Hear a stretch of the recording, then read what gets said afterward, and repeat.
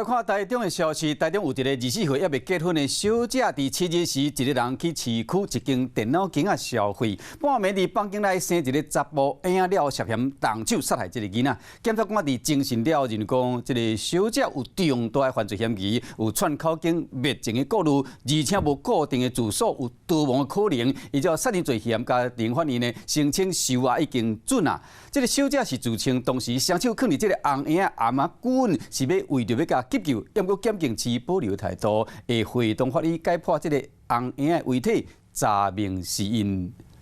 你知道她有怀孕生小孩吗？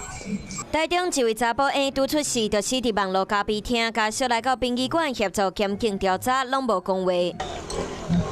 检察官摕相关资料，会同监视小组法医要解剖婴仔遗体，了解死因。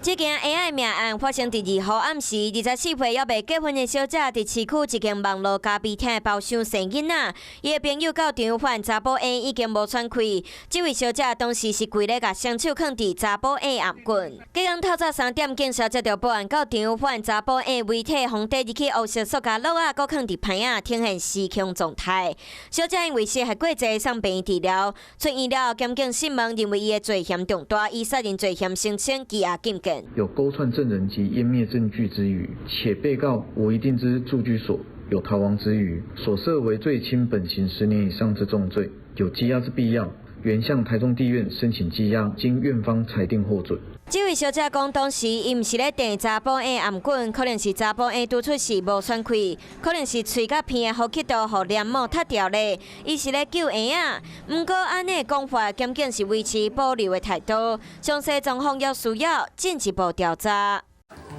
华视新闻看起来，赶快订阅我们的华视新闻 YouTube 频道，欢迎按赞、订阅、开启小铃铛，最新最及时的资讯要提供给你。